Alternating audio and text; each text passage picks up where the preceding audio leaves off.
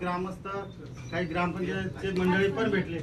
आताच नुकतीच आपलं आज म्हणजे 28/6/24 ला एक आपलं महाराष्ट्र शासनाने मुख्यमंत्री माझी लाडकी बहीण योजना म्हणून एक योजना सुरू केली। त्याचं काय थोडंफार माहिती असेलच ना तुम्हाला, मोबाईलद्वारे किंवा धडगावला गेले असणार।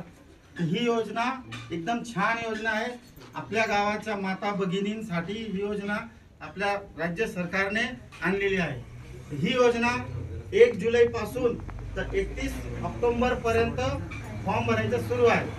मनात अशी शंका कोणी बाळगायची नाही की 2 महिन्यानंतर योजना बंद होईल, तसं काही नाही आहे। जो या 2 महिन्यात ते सह्या राहू दे नंतर सह्यानंतर करून घेऊ। जर जो या 2 महिन्यात फॉर्म भरेल त्याला 1 जुलै पासून पगार सुरू होईल। म्हणजे एका आपल्या रेशन कार्ड मध्ये 2 महिला, एक विवाहित आणि एक अविवाहित, म्हणजे 21 वर्षाच्या वरची मुलगी जी शिक्षण घेत असेल ती पण चालेल आणि एक प्रौढ व्यक्ती। मग त्याच्यात काय काय नियमावली आहे, काय अटी शर्ती आहे ते थोडक्यात मी सांगतो।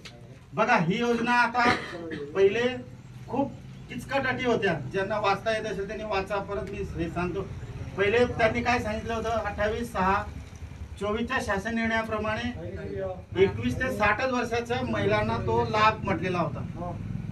आणि त्याच्यात मग विधवा, घटस्फोटित, परित्यक्त आणि निराधार। आता नवीन शासन निर्णय झाला।